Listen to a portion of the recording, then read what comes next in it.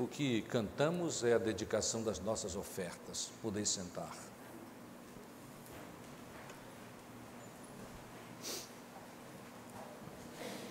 Quando lemos a carta de Paulo aos de Corinto, a sua primeira carta, nós observamos com muita clareza que desde o início do capítulo 8, ele fala sobre um assunto em relação ao qual nós não temos muita intimidade por causa do momento em que vivemos neste mundo.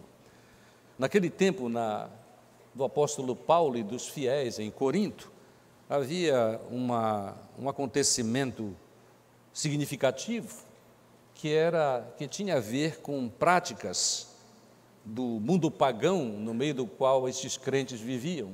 E Paulo tem orientação segura sobre isso. Eu me refiro a carnes oferecidas aos ídolos. E é muito importante que Paulo desse a detalhes, tanto é que ele vai tratando deste assunto que era importante naquela sociedade, até o capítulo 10. Ele vai falando sobre o assunto, era muito importante. E a pregação do Evangelho tem de ser sobre coisas importantes. E como nós não temos mais esta prática de carne oferecida aos ídolos, assim muito abertamente, naturalmente há coisas oferecidas aos ídolos, mas não há carne de sacrifícios idólatras, então nós temos a tendência, às vezes, de só jogar fora esse texto, né? Senão isso não tem nada a ver conosco. Até porque ele começa dizendo assim, quanto à carne oferecida, capítulo 8, verso 1, quanto à carne sacrificada aos ídolos, sabemos que todos temos conhecimento. O conhecimento dá ocasião à arrogância, mas é o amor que edifica. Se alguém supõe conhecer alguma coisa, ainda não conhece até o ponto em que é necessário conhecer. Mas se alguém ama a Deus, esse é conhecido por Ele. Portanto, quanto ao comer da carne sacrificada aos ídolos, sabemos que o ídolo no mundo não é nada, e não há outro Deus senão um só. Então ele começa a dizer, olha, esta questão, devemos começar por aí, né? Esta carne oferecida aos ídolos não tem significado nenhum, porque os ídolos nem existem, os ídolos não têm poder nenhum. Aliás, se nós queremos uma mensagem a respeito da falta de poder dos ídolos, é só ir aos profetas. Aí nós aprendemos que tem boca, mas não fala, tem ouvido, mas não ouve, não tem a mínima influência, porque só há um Deus. Nesta questão de que só há um Deus, nós mesmos precisamos desta mensagem, por razões especiais do nosso tempo. A teoria evolucionista nega que Deus exista, e esta é a razão porque esta teoria infundada, que é apresentada às vezes como teoria científica, e científica jamais foi, porque ciência exige comprovação, os irmãos sabem disso, qualquer pessoa sabe disso, mas é tido, e tem uma influência enorme na nossa sociedade. Mas voltando aos ídolos, então, só há um Deus, e é bom que nós saibamos que existe só um Deus. Lá em Gênesis já está escrito, né? Ontem eu lembrei, lá na segunda igreja, os irmãos que também estavam lá, né? Que a palavra de Deus, a Bíblia Sagrada começa assim, no princípio criou Deus os céus e a terra, e só há o Senhor Deus mesmo. Durante a semana, naturalmente este é um momento muito particular da nossa experiência dominical aqui na igreja. Semana passada eu tirei a segunda-feira de lazer e fui para a congregação Canaã, visitei o irmão Raimundo, nosso evangelista que tem necessidades muito especiais e por quem devemos orar, porque alguns meses atrás ele ficou totalmente cego de um lado e nós acabamos descobrindo que a possibilidade que ele tem é ir a Goiânia para um tratamento especial com um neurooftalmo, uma especialidade sobre a qual eu nunca havia ouvido falar, porque não sou do ramo.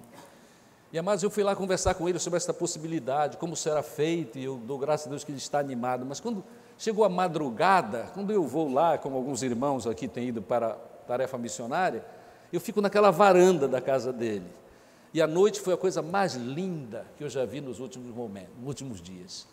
Meus amados, era uma noite absolutamente escura, e as estrelas, parece que eu poderia, se me esticasse bem, pegar algumas delas. Aí eu olhei assim na direção do Cruzeiro do Sul, e eu comecei a meditar sobre esta questão de que só há um Deus, não é?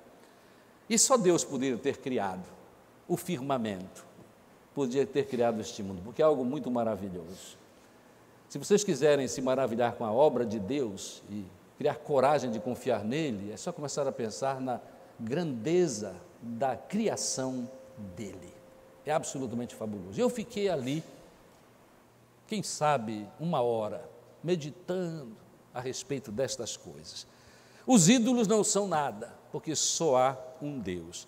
Mas nós ainda precisamos tratar deste assunto, porque quando chega lá no capítulo 10, em 1 Coríntios, a partir do verso 14, o apóstolo Paulo desce alguns detalhes, já fechando o seu ensino a respeito das coisas que os de Corinto sofriam neste particular.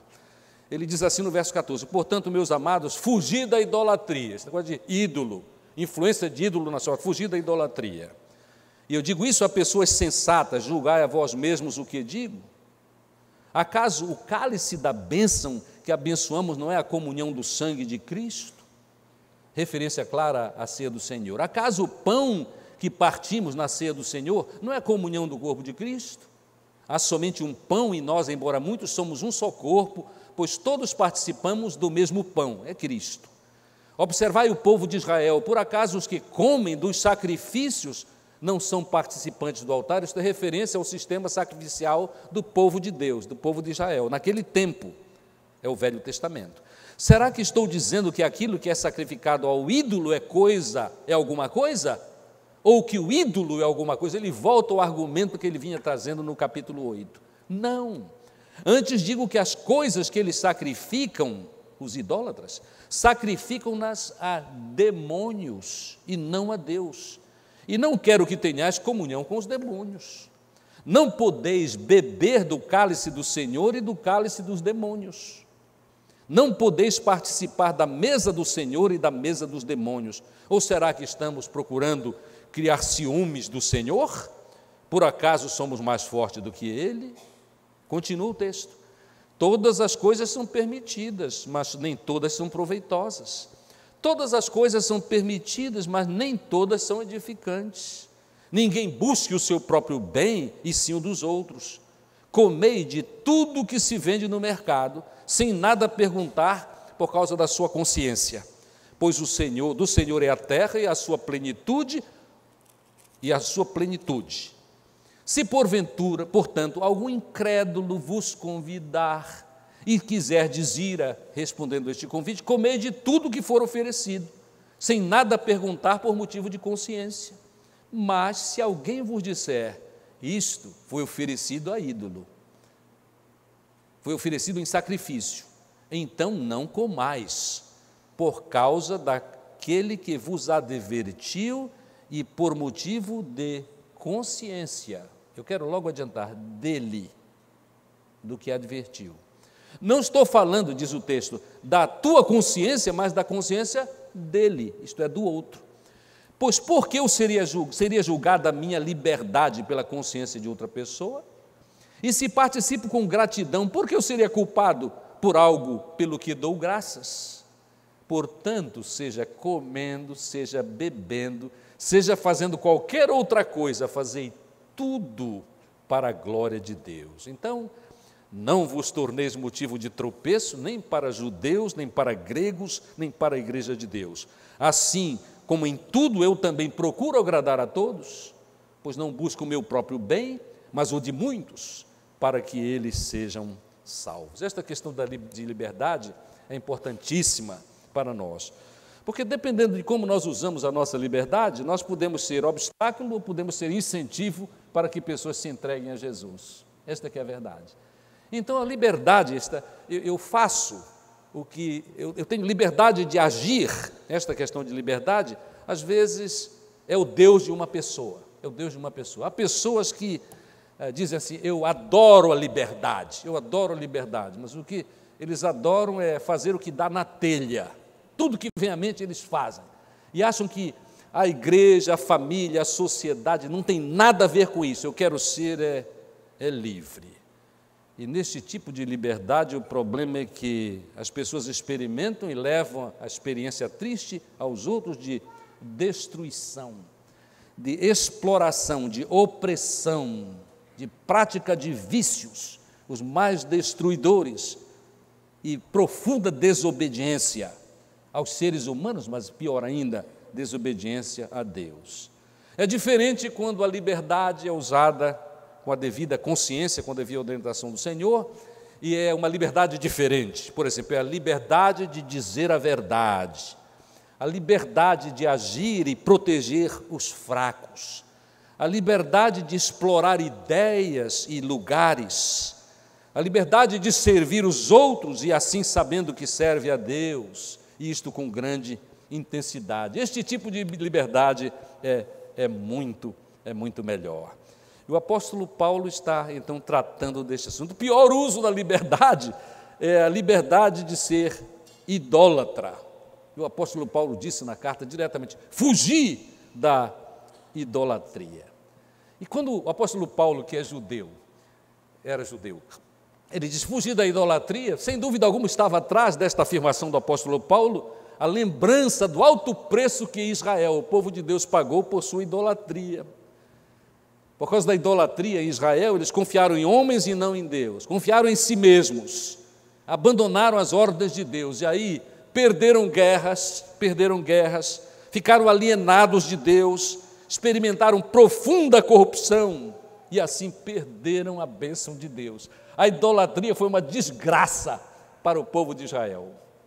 Idolatria é uma desgraça na vida do povo de Deus em nossos dias. E é tão fácil sermos idólatras. E nós não temos de estar aqui mais preocupados assim, aquela carne foi ou não foi sacrificada a ídolo. Mas, amados, há tantos tipos de idolatria, como veremos logo mais. É interessante nós lembrarmos que o apóstolo Paulo, no texto que eu li para os irmãos, no capítulo 10, ele apresenta duas analogias interessantes para começar o seu ensino. A primeira a analogia que ele usa é a da ceia do Senhor. Ele fala a respeito do cálice da bênção, que tem a ver com a participação, o relacionamento que temos, lembra o relacionamento que temos em Jesus Cristo, o único pão, o único corpo. A celebração, sem dúvida alguma, nos identifica com Cristo. Quando nós participamos na ceia do Senhor, isso é só, daí porque é só para aquele que crê em Jesus, porque nos identifica com Cristo e lembra que nós temos uma aliança com Ele, e é uma aliança singular. O apóstolo Paulo diz, não podemos ter uma aliança com Cristo e a mesma aliança, ou uma outra aliança, dramaticamente errada, com os demônios. E ele diz, olha, a idolatria tem a ver com os demônios, e nós não podemos ter aliança com eles. Mas o apóstolo Paulo, além de citar a ceia do Senhor, ele cita também o sacrifício judaico, da qual participava o israelita. O Velho Testamento ensina que quando o animal, grande ou pequeno, dependia de quanto dinheiro a pessoa tinha para trazer o animal que seria sacrificado, quando o animal chegava, o sacerdote ia sacrificar aquele animal, em nome daquele fiel a Jeová, e havia um momento em que ele, de maneira ritual, colocava a mão sobre o animal sacrificado, que estava tomando o seu lugar como sacrifício. Este era o entendimento. Então, é muito interessante que, após o sacrifício, alguns animais eram levados, em parte, porque às vezes era um animal muito grande, era levado para casa para ser alimento da família. E o símbolo disso é que houve sim um reatamento do meu relacionamento lá para o israelita com Deus. E eu tenho prova disso, e eu vou participar deste sacrifício. Isto me dá um sentimento mais forte de que tudo foi resolvido por causa deste sacrifício. É bom até dizer que este sacrifício do Velho Testamento já era um vislumbre, era uma lembrança de que um dia haveria o sacrifício do cordeiro pascal ou pascual, que seria Jesus, o único sacrifício válido para a nossa condição de reatamento do relacionamento com Deus, para o nosso bem-estar aqui e a nossa vida eterna. Meus amigos, aqui o que devemos lembrar é o seguinte: o ídolo realmente não é nada, mas representa o mal, representa o demônio. E nós precisamos também fugir daquele conceito de idolatria, que idolatria é só aquele Deus feito de barro, que tem olhos, mas não vê, que tem ouvidos, mas não fala. Idolatria é muito mais do que isso. Idolatria pode ter tudo a ver com o meu relacionamento com uma pessoa, o meu relacionamento com dinheiro, com poder, com sucesso, com ideias. O que vocês pensam que é ideologia? É a idolatria de uma ideia. E geralmente absolutamente danosa, porque qualquer que seja a ideologia, é sabido e é tratado isso por alguns especialistas na nossa sociedade, que idolatria não tem compromisso com a verdade, tem compromisso com um projeto e geralmente humano. E esta palavra cabe tão bem para nós, esta questão de ideologia, porque nós, numa sociedade dividida como as sociedades do nosso tempo e a nossa sociedade brasileira, precisamos entender que, de fato, ideias são interessantes, mas não devemos idolatrá-las, porque quando idolatramos ideologias, nós faltamos com a verdade muitas vezes, porque é comum que nós nos apeguemos a tal ponto com a ideologia escolhida, que nós faltamos até com a verdade. E às vezes porque a nossa mente foi lavada, especialmente num tempo quando éramos jovens demais, ou ignorantes ainda para não entender o significado da ideologia, nós permitimos que a ideologia nos separe e nos destrua, inclusive na igreja. Então precisamos entender e precisamos avaliar e estender o nosso entendimento do que é idolatria. Qualquer coisa, pessoa ou ideia pode ser o foco da nossa idolatria. Então é bom, à luz disso, perguntar assim: por que eu ajo assim na minha vida? Qual será a cura para isso? O texto sagrado nos ajuda em 1 Coríntios 10, nos ensinando a respeito do uso certo da nossa liberdade. Uso certo da liberdade. É o que vai dos versos 23 a 33, onde ele começa dizendo assim: todas as coisas são permitidas, mas nem todas são proveitosas. E eu vejo esta questão do verdadeiro uso da liberdade como equilíbrio do texto sagrado. Paulo foi usado pelo Espírito Santo de Deus para escrever estas coisas, para que haja equilíbrio entre, na análise e no estudo a respeito de liberdade, a respeito do que a liberdade às vezes precisa ser proibida, mas a liberdade precisa também ser foco de orientação. Não só a proibição, não é só proibir liberdades, mas é orientar para que nós saibamos como agir, como seres humanos, livres, entre aspas, como nós somos. Há 4 coisas que eu quero dizer para os irmãos a respeito do uso responsável da liberdade. A primeira é que a nossa liberdade deve ser direcionada para o que beneficia, o que ajuda.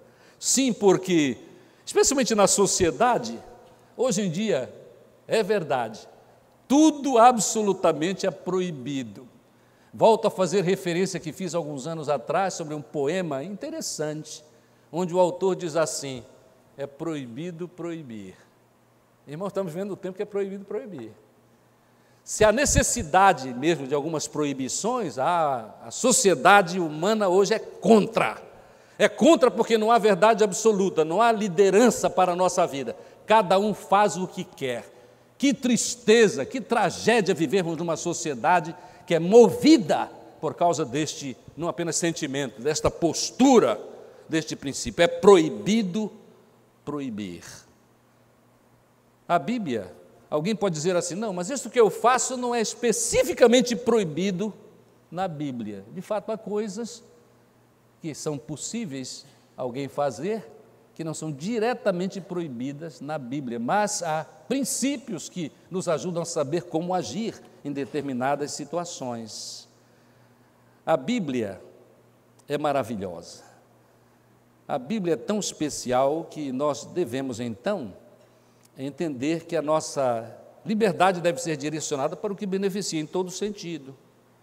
Por exemplo, eu sou livre para ser honesto, mas a minha honestidade tem que ser qualificada pelo amor. É por isso que a Bíblia diz assim: é a verdade em amor. Imagine um de nós no nosso relacionamento, que dizemos que prezamos, dizendo tudo o que vem à nossa mente. Toda a verdade, todo o tempo. Uma pessoa que vive assim vai destruir os seus relacionamentos, completamente. É a liberdade, sim, a liberdade, mas liberdade em amor, a verdade em amor. Na área da alimentação, vamos dizer, total liberdade. As pessoas são livres para comer o que querem, não é? Mas às vezes tem que comer o que não quer. Mas vamos dizer que, de repente, eu só como estes alimentos que são destruidores. Eu não tenho nada e não vivo fazendo propaganda contra a Coca-Cola, viu, irmãos? Mas, por último, eu tenho lido, ouvido de pessoas, de cientistas a respeito da Coca-Cola, e eu fico pensando assim: como é que, sabendo destas coisas e tendo constatado que alguns químicos existentes neste precioso líquido que nós utilizamos para matar a sede há muitos anos. Há muitos anos. Como é que continuamos a tomar Coca-Cola? Mas somos livres sim, mas o que contribuirá para o nosso bem-estar? Eu não sou da área de saúde, mas, meus queridos, eu tenho umas histórias na minha vida. Eu tenho um grande amigo que tinha problema de pressão arterial. Estava à morte. Toda a família sofre deste mal. Mas o médico, depois de dar 6 remédios para ver se resolvia o problema, não resolvia de jeito nenhum. Esta é uma receita de graça para os irmãos. Irmãos, o médico disse para ele: olha, nós estamos fazendo tudo o que podemos, me fale a respeito eu vou colocar em termos da minha mensagem, das suas liberdades de alimentação e bebida. Aí ele disse: eu começo o dia tomando café. No café eu tomo 2 litros de Coca-Cola. Eu disse: opa, não me diga, que idade você tem? Ele disse: você devia saber que não se faz isso. Amados, liberdade sim, mas alimentar-se de veneno pode trazer destruição para a sua vida. Você é livre para continuar a tomar Coca-Cola se você quiser. Mas se você soube recentemente de que a Coca-Cola brasileira é diferente da Coca-Cola de outros países, porque em outros países, em alguns outros países, há leis que proíbem o uso de certos venenos, mas lamentavelmente no nosso ainda não existem certas proibições, lá não se usa mais certas coisas que se usa na Coca-Cola daqui.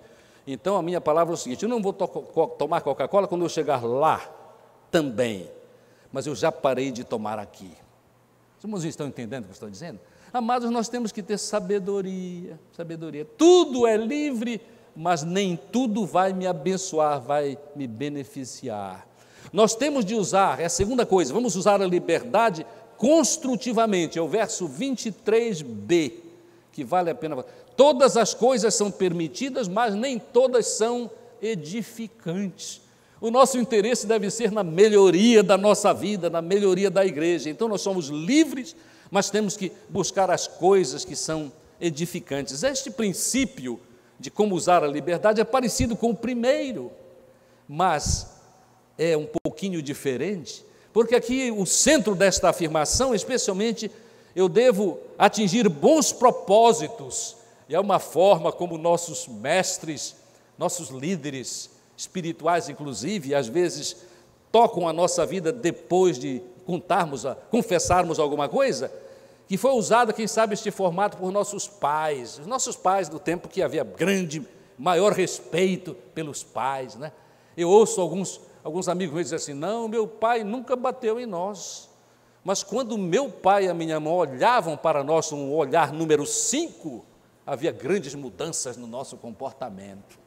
Outro tempo, amados, de saudosa memória, né? Hoje, você pode olhar com o número 10 em algumas famílias e nada acontece. Isto é uma desgraça para a sociedade. Que o digam os professores no nosso meio. Professor, hoje em dia, no Brasil, sofre amargamente porque não há respeito nenhum por autoridade. Ah, meus amigos, que coisa interessante. Mas então, estes professores, eu quero voltar e dizer que estes professores às vezes faziam uma pergunta, a gente confessava ou eles observavam o que nós fazemos de errado, na nossa liberdade, fazemos errado, e eles diziam assim, os irmãos vão lembrar isso: meu filho, isto era necessário?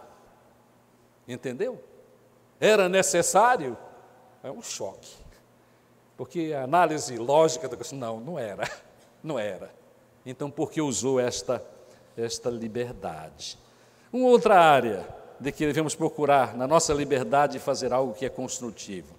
Por exemplo, que aspecto construtivo tem eu viver a minha vida toda, em todas as áreas da minha vida, nos relacionamentos, nas sociedades das quais eu participo e na sociedade em geral, sempre reclamando do que não foi bem feito? É uma liberdade que a gente tem. Mas não é muito melhor nós tomarmos a liberdade de, sabendo alguma coisa errada, contribuir para que haja solução do problema? Por certo é. Eu fui pastor de uma outra igreja, onde houve um grande problema na área é uma igreja muito grande, campus enorme, e havia uma intriga horrorosa na igreja, crescendo, e eu já era pastor ali, porque As pessoas que queriam entrar para o campus da igreja não podiam entrar sempre que queriam na sua total liberdade, porque alguns estavam voltando e havia um caminho só. E aí eu lembro que eu comecei a meditar sobre isso e disse assim, mas rapaz, que coisa simples para resolver, o campus é enorme, continua sendo. Aí eu sentei e fiz um mapa. Eu não sou engenheiro nem arquiteto, mas eu fiz um mapinha. Sabe o que eu fiz? Eu fiz uma outra estradinha, uma para ir e uma para voltar. Resolveu o problema, rapidinho. Ninguém mais falou no assunto. E eu dei glória a Deus, eu dou graças a Deus que eu estava aqui. O Senhor me usou na minha ignorância a respeito desse assunto para resolver um problema, em vez de ficar reclamando. Mas a reclamação estava tomando corpo. Usar a liberdade para fazer o que contribui. Terceira coisa, liberdade para o bem dos outros, é o verso 24. Ninguém busque o seu próprio bem, mas sim o que é dos outros. E aqui a coisa pega, porque o comum é que na minha liberdade eu quero sempre o meu bem, o meu bem. Isto é tão sério que um estudioso da palavra de Deus, que escreveu um dicionário bíblico, o Dr. Lange, os teólogos aqui lembram este material especial de estudos bíblicos. O Dr. Lange, a respeito deste assunto, buscar o bem dos outros, ele escreveu uma coisa que é lapidar, é formidável, é uma joia.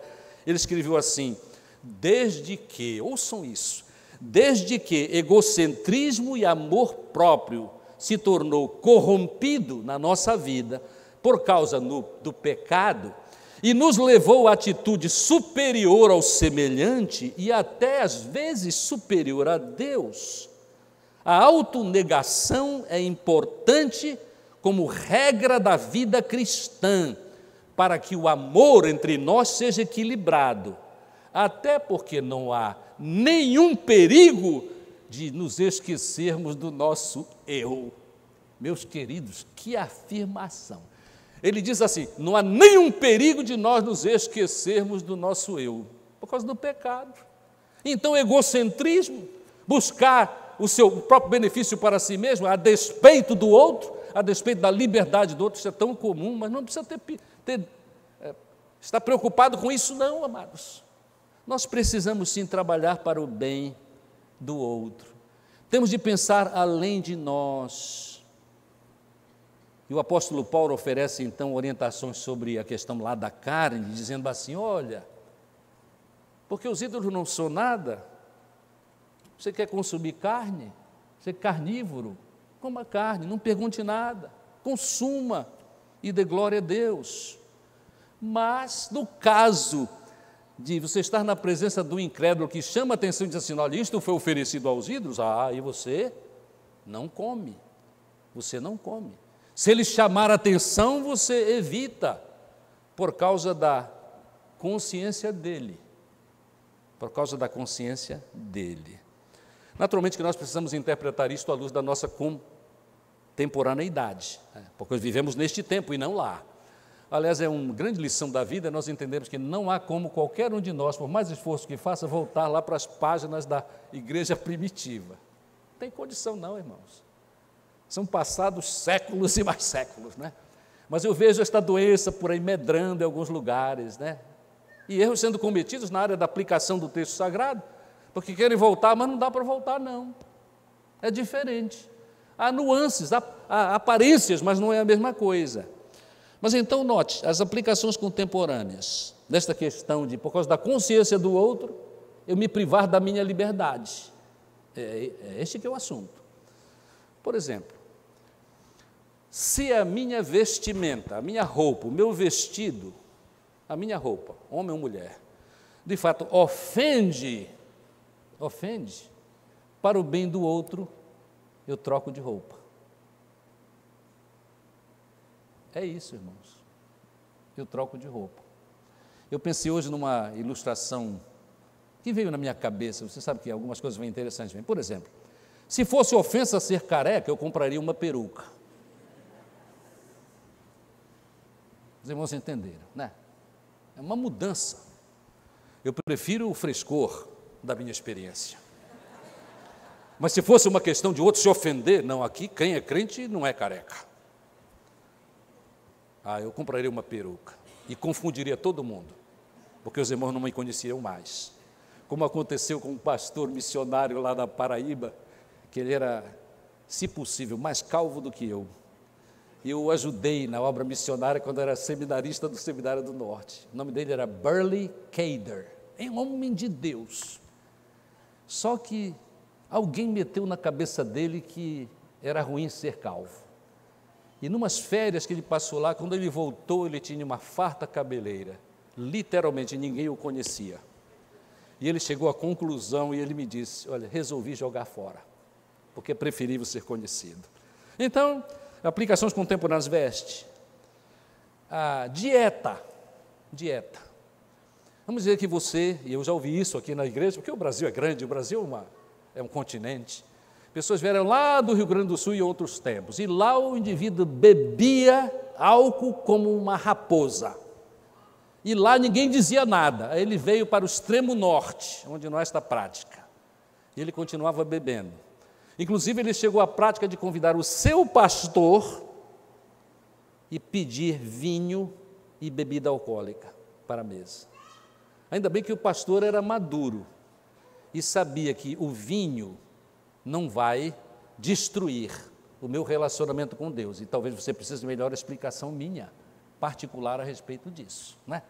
Mas note, quando ele veio, ele devia, por conta da liberdade responsável, dizer, não, aqui eu não posso beber em público. No mínimo. Quanto à minha linguagem, a minha linguagem é pesada por causa do ambiente em que eu vivi.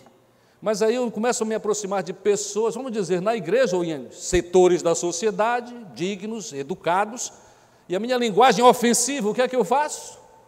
Mudo a minha linguagem. Linguagem é coisa séria porque é tão nossa que às vezes é difícil mudar, mas é possível por causa do poder de Deus. Eu sei de alguns exemplos maravilhosos a respeito disso. A linguagem era pesadíssima, mas foi sendo abandonada paulatinamente, não por causa da vontade de Deus. Deus quer fazer logo, mas o homem tem de se entregar para isso. E mais um exemplo geral, as minhas ações. As minhas ações na minha liberdade jamais devem ser para afrontar e para ferir.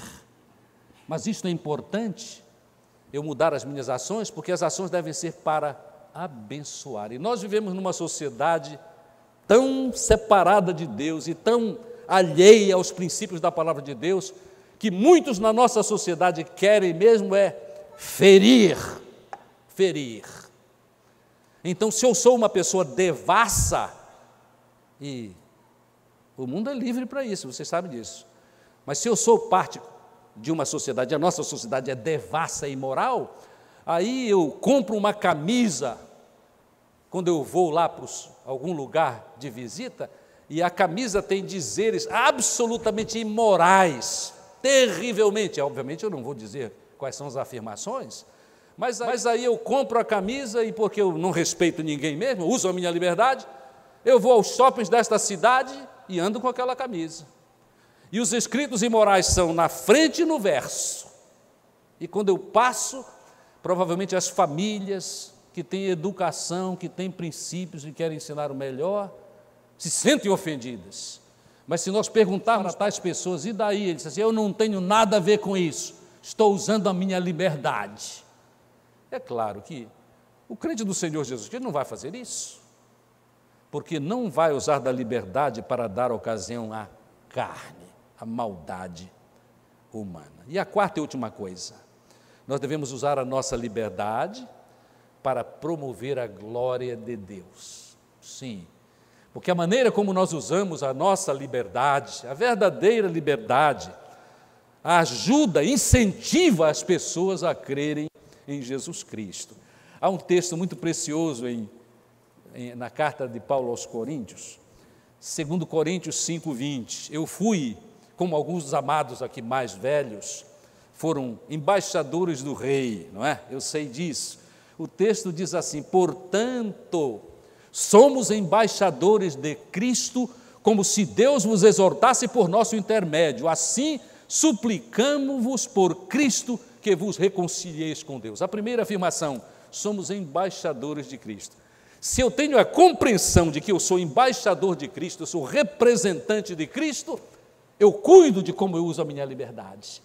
Porque em vez de ofender o nome de Cristo e afastar as pessoas de Cristo por causa do meu comportamento, por causa da minha dieta, por causa da forma como eu me visto, etc., eu sou cuidadoso com a minha liberdade em todos os lugares onde eu ando.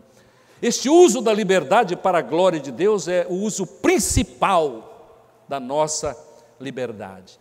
Porque com a nossa liberdade nós exaltamos ou nós negamos a validade da ação de Deus na nossa vida. E isso tem segmentos também em outros dos nossos relacionamentos.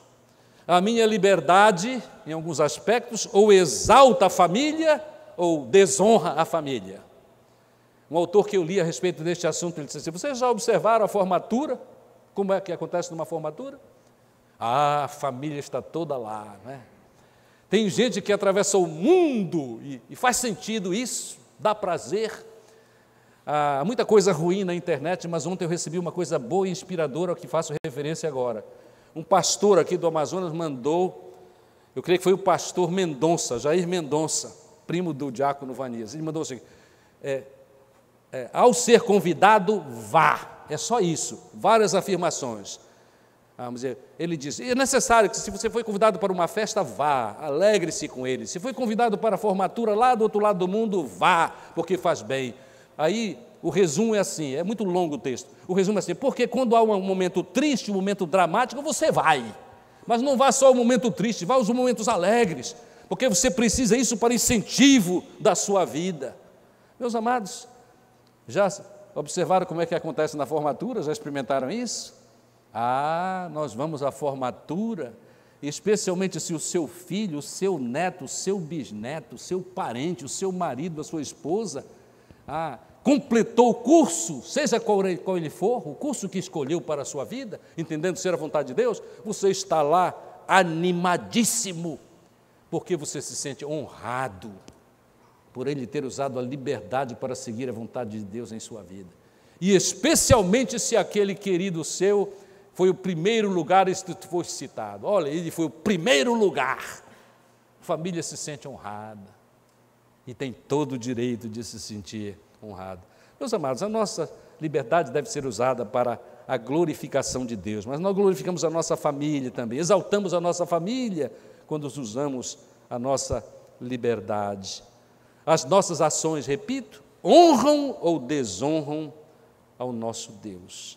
E Paulo dá um testemunho muito interessante na parte final do texto dele, a que me referi mais diretamente no capítulo 10. Ele diz assim, concluindo, verso 31, 1 Coríntios 10: portanto, seja comendo, olha lá, seja bebendo, ou fazendo qualquer outra coisa, fazei tudo na vossa liberdade, para a glória de Deus. Não vos torneis motivo de tropeço, para qualquer um, mas ele fala em categorias do seu tempo, nem para judeus, nem para gregos, nem para a igreja de Deus. Assim como em tudo ele tinha coragem de dizer isso, eu também procuro agradar a todos, pois eu não busco o meu próprio bem, mas o de muitos. E a finalidade? Para que sejam salvos.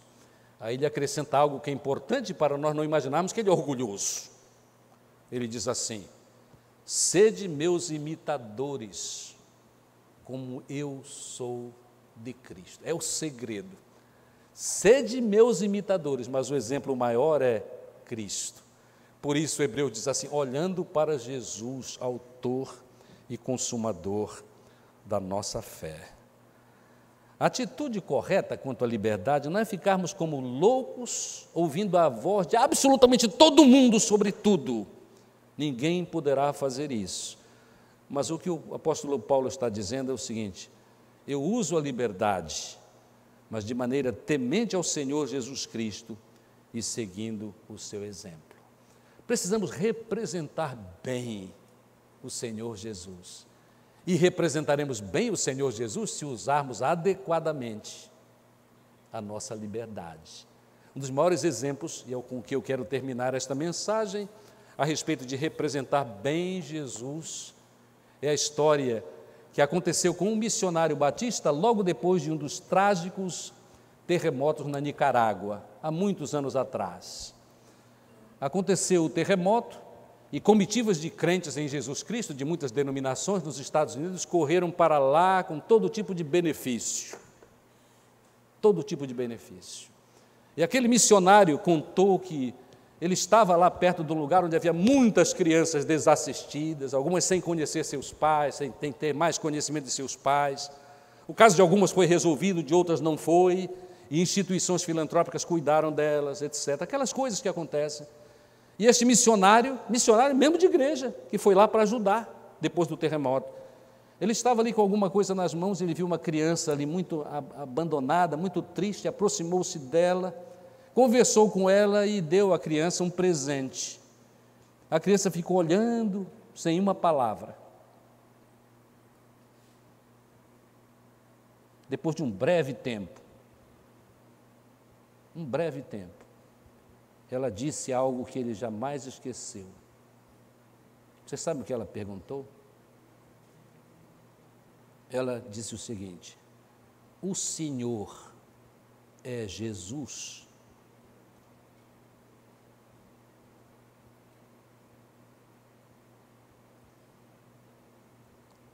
Nós nos parecemos Jesus,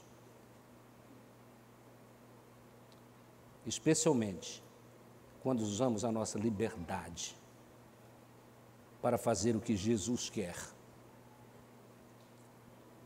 E quando abençoamos